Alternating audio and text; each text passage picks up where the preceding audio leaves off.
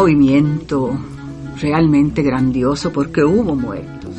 Las voces del pasado en el presente. El primer momento en que piso tierras de América Central. Esto es El Hilo de la Historia. Aquí, en el estadio de Génova, Juan Callazo, Costa Rica.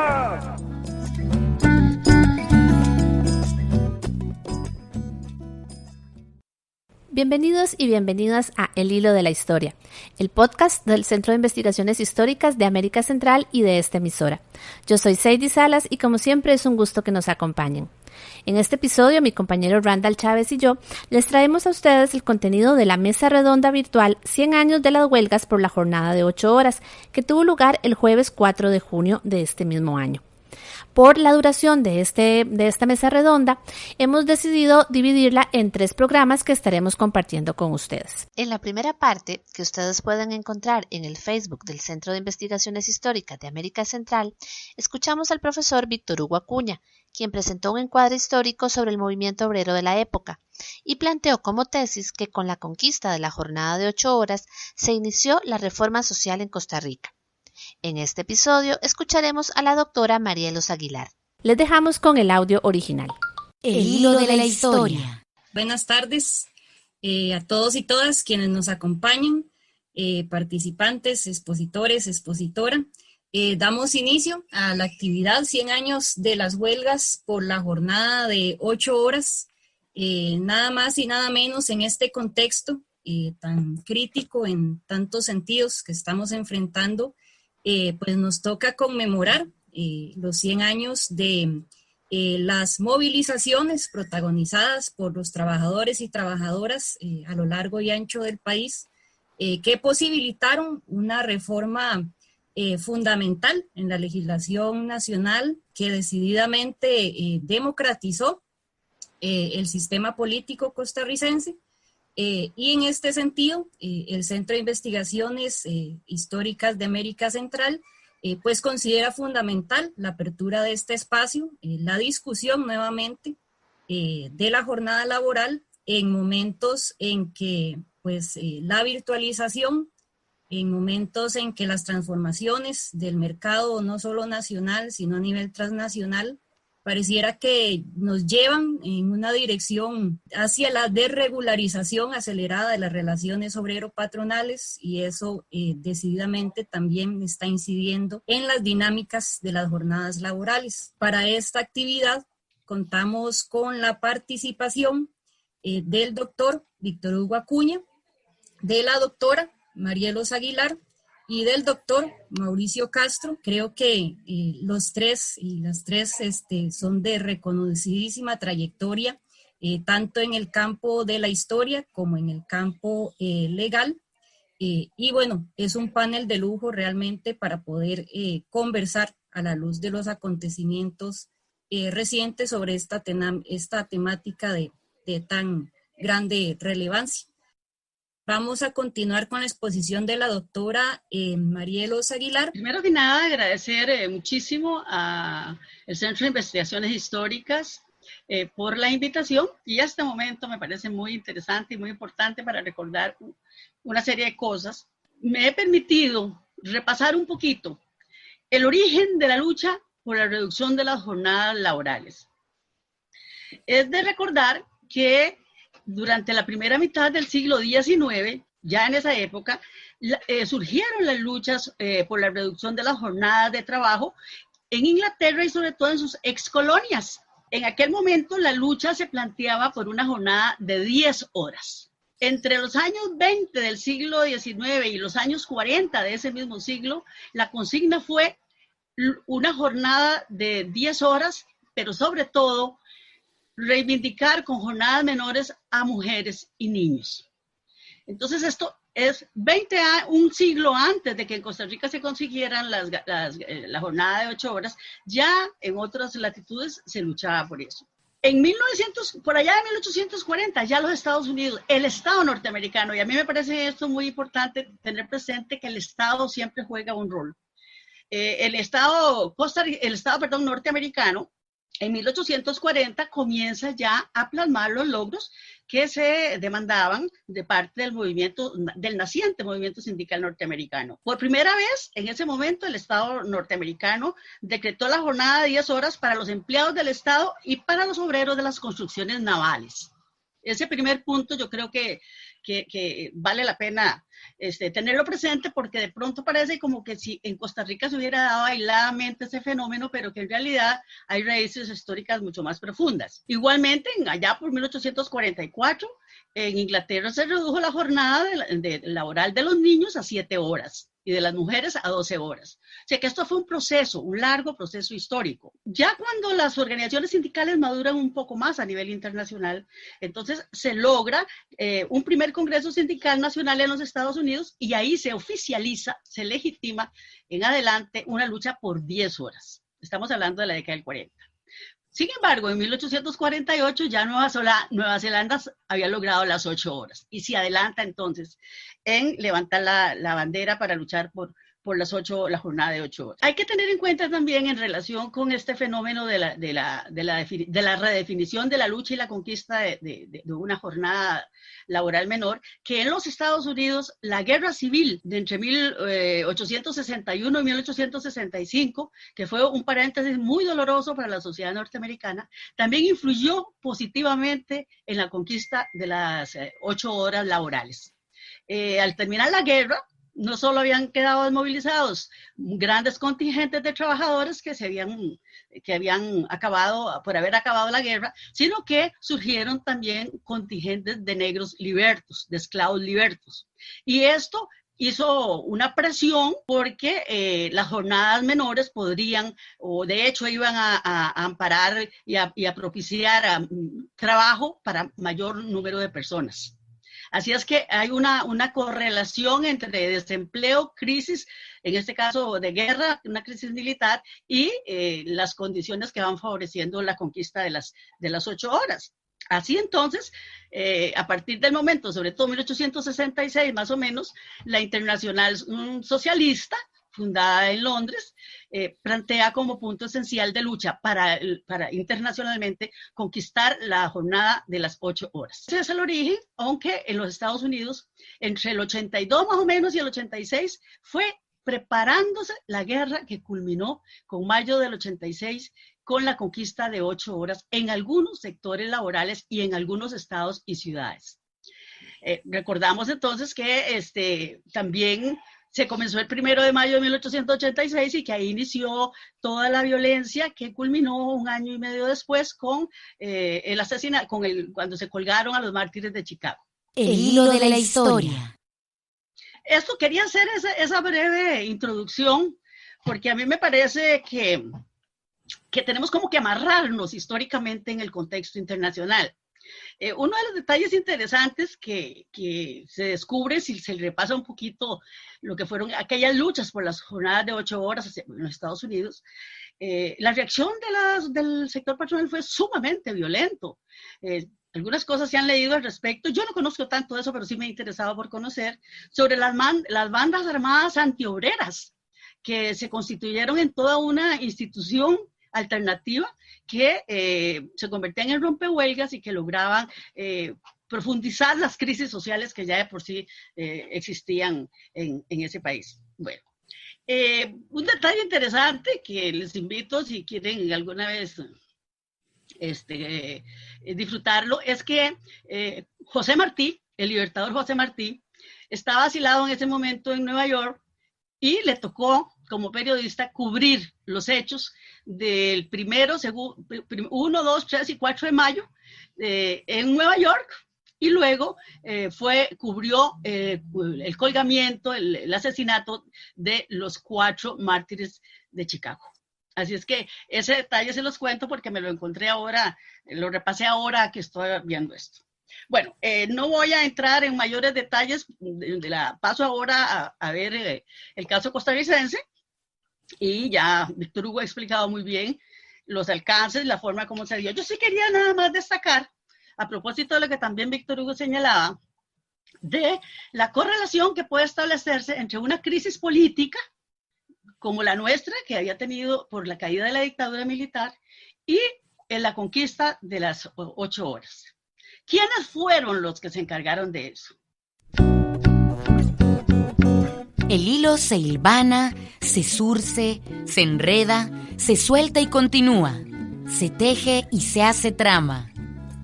Vamos a una pausa y ya regresamos con El hilo de la historia.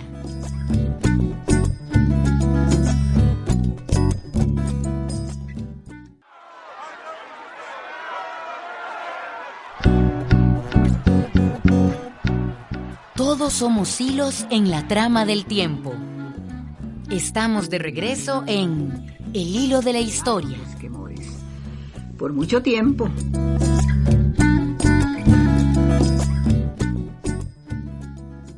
Estamos escuchando la mesa redonda virtual 100 años de las huelgas por la jornada de 8 horas, realizada el 4 de junio del 2020. En esta oportunidad escuchamos la participación de la profesora Marielos Aguilar. Continuamos con el audio original. Recordemos que al caer la dictadura de Tinoco son 3 personas, digamos, sucesivamente las que ocupan el poder. Primero está el señor Juan Bautista Quirós, que dura apenas unas cuantas semanas, y luego asume Aguilar Barquero, que es un maestro y abogado, y había sido funcionario que había apoyado los intentos reformistas de González Flores. De suerte entonces que contábamos en ese momento con una persona que tenía, digamos, que ya se había impregnado de las posibilidades de un Estado reformista en Costa Rica. Es justamente él, porque a él le toca gobernar entre septiembre del 19 y mayo del 20. En febrero del 20, cuando se le otorga a los trabajadores del Estado el derecho a la jornada de 8 horas, justamente él fue el que firmó ese decreto. Y como señalaba Víctor Hugo, que también ahora lo estaba comprobando, a Aguilar Barquero le tocó enfrentar 2 retos muy grandes. El primero fue las secuelas de la pandemia de la gripe española. Y a la par de esas secuelas, la efervescencia del movimiento sindical por la lucha de reivindicaciones esenciales, como no solo era la jornada, sino también el aumento de salarios, la protección a la salud, la mejora de viviendas y otros aspectos que ya sabemos que se tomaban, que eran parte del pliego de demandas de la época. Entonces, me parece, y posteriormente, ya sabemos, en mayo del 20 toma el poder Julio Acosta, un hombre también de un espíritu progresista, y como un dato curioso, pues aparece que él fue el primer gerente de la Caja Costarricense del Seguro Social en 1942. O sea que esa trayectoria de esos personajes, digamos, algo tendría que decir porque fue nombrado por parte del doctor Calderón Guardia como el primer gerente de la Caja. Yo no quisiera entrar en muchos más detalles de esta naturaleza, sino que más bien reconsiderar y apoyar el planteamiento de Víctor Hugo en el sentido de que la conquista de la jornada de 8 horas fue un proceso histórico que abarcó 20 años aproximadamente, o un poco más acá en Costa Rica.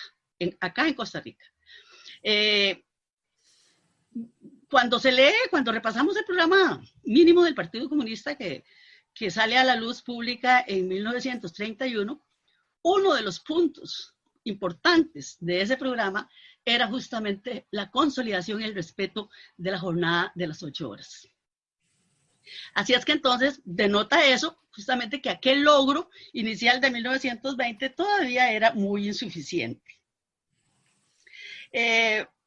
Otra cosa importante que me parece señalar es que en 1934, y también asociado a lo que Víctor Hugo señala, en la huelga bananera en el 34, no había en el pliego de demandas una petición en función de la jornada laboral.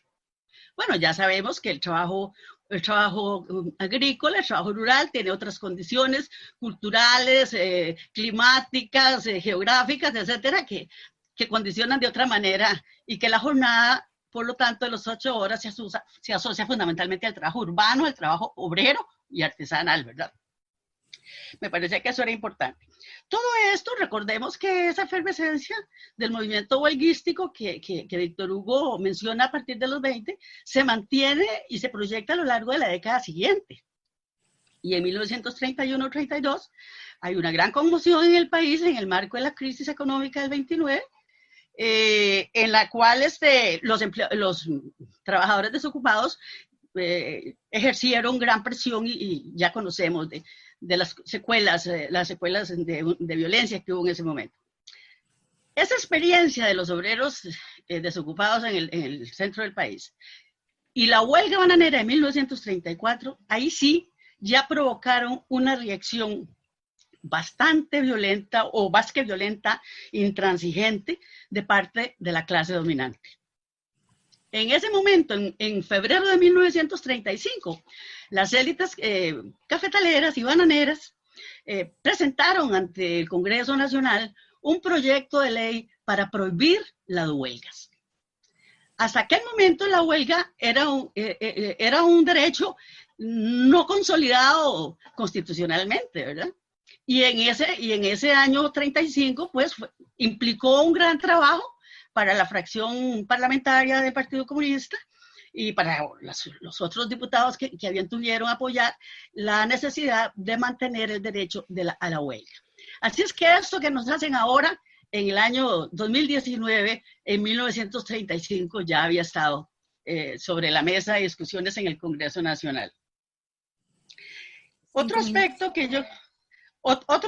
ya para terminar, sí, otro aspecto que quería señalar es que en 1900, yo quería ahora fijar en 1943, en 1943-42, se da algo ya sabemos, tan trascendental para nuestro país como fue la conquista de las garantías sociales y el Código de Trabajo. Pero da la casualidad que la situación internacional, y volvemos ahora a incorporar el contexto internacional como condicionante de lo que internamente pasa en las luchas y las conquistas de los trabajadores, se desarrollaba la Segunda Guerra Mundial. Por esa razón, en 1942, el Comité Sindical de Enlace, que fue la organización previa o la base social y organizativa sobre la que surgió la posterior CTCR, renunció en el año 42, renunció al derecho de huelga durante todo el tiempo que durara la guerra. O sea, ese paréntesis, esa decisión de la máxima organización sindical, en ese momento, pues preparó para que en septiembre del 43, cuando se funda la CTCR, también renuncie de alguna manera a la huelga, cuando dice que como colaboración con el gobierno y el sector productivo, para no agravar la crisis económica, ¿verdad? Se renuncia también, se van a neutralizar las huelgas y se va a buscar la negociación por otros medios. En aquel momento, efectivamente, ¿qué fue lo que hizo el gobierno de Calderón? Ofreció como alternativa transitoria la creación de una junta de conciliación y arbitraje, que fue la que jugó el papel de los tribunales que posteriormente se incorporan en el Código de Trabajo. Pero lo más interesante de todo eso es que, aunque a nivel de organizaciones sindicales se decidió renunciar momentáneamente al derecho de huelga, el año 43 fue uno de los años más movidos en la década del 40, porque hubo 9 huelgas. Hubo 9 huelgas, de las cuales 2 fueron huelgas bananeras muy fuertes en el Pacífico Sur. Hubo una huelga muy importante, que se perdió, por cierto, lamentablemente, de los obreros que construían la carretera interamericana. Hubo una huelga muy fuerte que también se perdió, la huelga en Taca, en la línea aérea, y algunas otras en el Valle Central del país. O sea que ahí se dio una especie de divorcio entre las decisiones a nivel mayor de las organizaciones sindicales y la práctica y necesidades de los trabajadores. La crisis económica del momento, pues evidentemente exigían exigían la movilización, porque sabemos que en esos periodos la crisis de las subsistencias, el desempleo, los bajos salarios, todo aquello se convirtieron en una gran amenaza que pusieron por encima el derecho a la protesta, dejando, digamos, a un lado las peticiones que se hacían en aras de la Alianza Caldero Comunista. Eso es básicamente lo que yo quería señalar. Son los puntos que particularmente me han llamado la atención al tener que preparar esta participación. Muchas gracias. Me pregunta Miguel sobre las posibles influencias de la Revolución Mexicana en los procesos de lucha de estos años en Costa Rica. Siempre he tenido esa gran duda y confieso que todavía no me he podido responder adecuadamente, en vista de que sabemos que hubo una gran contradicción y algunas diferencias entre los que dirigieron la Revolución Rusa en 1917 y las críticas que reiteradamente le señalaron a la Revolución Mexicana. La Revolución Mexicana no encajaba en el proyecto leninista en vista de que se trataba de una revolución básicamente nacionalista. Y en ese sentido, nacionalismo versus internacionalismo, como se planteaba en su origen la revolución bolchevique, había creado una serie de discrepancias y de diferencias que no se acabaron durante mucho tiempo y que a pesar de haber sido ambos países, tanto la URSS como México, países de partido único, siempre tuvieron esas contradicciones porque a México siempre se le cobró el no haber avanzado por la vía del marxismo-leninismo desde la Unión Soviética. Entonces, ese problema siempre me ha llamado mucho la atención y creo que en Costa Rica, de alguna manera, eso tuvo sus repercusiones. Sabemos la importancia del anarquismo en la Revolución Mexicana y también conocemos de la importancia del anarquismo como fuente ideológica de las luchas en las primeras décadas del siglo XX costarricense. De ahí que se habrán hermanado de esa manera, pero la Revolución Rusa comenzó a tener un impacto muy, muy decisivo en Costa Rica a partir de 1917. Sí le puedo decir a Miguel que el movimiento sindical mexicano y el proceso revolucionario mexicano de la época de los años 30 tuvo mucho más que ver con el movimiento obrero y con las luchas sociales en Costa Rica. Tanto así que en 1938, cuando se fundó la Confederación de Trabajadores de América Latina, la CETAL, Costa Rica estuvo presente en la fundación de esta confederación, que eran impulsadas fundamentalmente por Lombardo Toledano, Vicente Lombardo Toledano, el gran dirigente sindical mexicano, y con la influencia, ya sabemos, del broderismo norteamericano, del Partido Comunista de los Estados Unidos, que contribuyeron a que de alguna manera se ocurriera el fenómeno ese del que voy a tener que referirme de nuevo, que es sobre la alianza y la conformación de un frente popular. De suerte entonces que efectivamente México llegó a tener esa gran importancia. Es más, hay un discurso que es interesante y que vale la pena repasar, que fue el discurso que Carlos Luis Fallas pronunció en México como representante de Costa Rica en la fundación de la CETAL, y de ahí en adelante muchas de las actitudes que vamos a encontrar en el movimiento sindical costarricense hasta los años, prácticamente hasta el momento de la guerra civil, va a estar muy determinado por esa relación con el movimiento sindical mexicano. No solo el caso costarricense, sino en general a nivel latinoamericano. Y tanto así que, por ejemplo, la burocratización de las directivas, de las juntas directivas de las organizaciones, cuando digo burocratización estoy pensando o estoy señalando el momento en el que se decide que el dirigente sindical va a dejar transitoriamente su labor productiva y va a ganar un salario dentro del sindicato, y entonces pasa a ser otro concepto. El que caracterice a un dirigente sindical que está dedicado ahora sí a tiempo completo a su trabajo sindical, que va a participar, por ejemplo, en el desarrollo de una universidad popular de capacitación a las clases trabajadoras, a los sindicatos, etcétera. O sea, hay un replanteamiento del modelo sindical, una renovación en ese momento. Previamente los trabajadores, los dirigentes sindicales trabajaban toda la mañana, toda la tarde y por la noche tenían que ir a a asistir al sindicato y cumplir con sus tareas. Ahí hay una modernización, digámoslo así, burocratización, me parece más adecuado. Por lo tanto, el movimiento sindical costarricense se hermanó bastante con el movimiento mexicano, pero fundamentalmente a partir de los años 30. La otra pregunta que me hace, disculpen porque no pude tomar el nombre de las personas que me preguntaron. Pregunta sobre la respuesta. Bueno, ya yo la respuesta del movimiento sindical costarricense a la decisión de pactar en el momento de la lucha antifascista el apoyo al gobierno costarricense en aras de derrotar al fascismo y apoyar en apoyo a los aliados, particularmente a los Estados Unidos, en el marco de esa guerra. Bueno, ya señalaba que en el año 43 hubo 9 huelgas, o sea, que es un número importante en un país cuando hay 3 huelgas a lo largo de un año, ya eso es muy movido.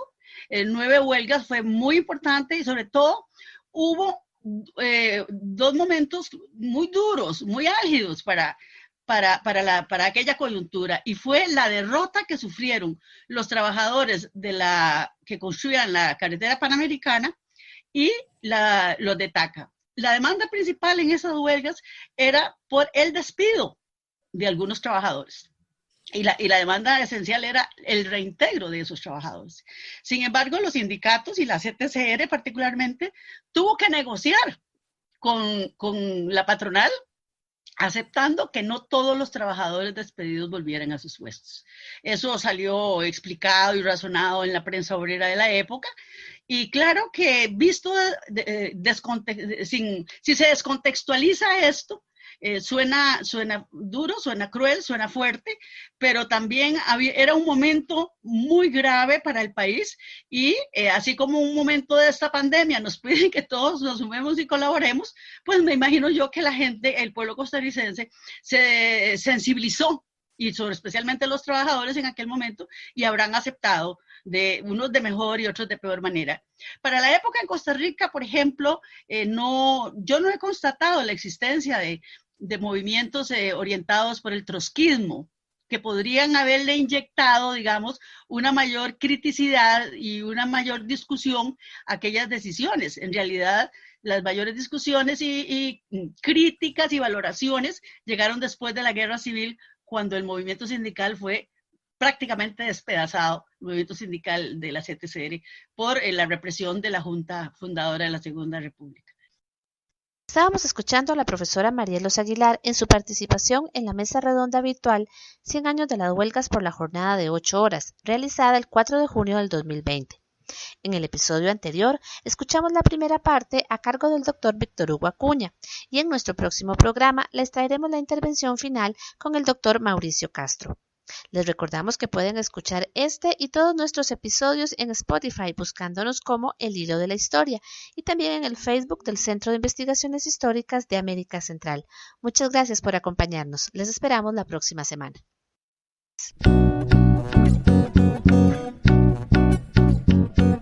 El Hilo de la Historia es una producción del Centro de Investigaciones Históricas de América Central y 101.5 Costa Rica Radio. El tema musical que nos acompaña es de Wilson Arroyo. Te esperamos el próximo jueves a las 7:30 de la noche y te invitamos a seguirnos por redes sociales.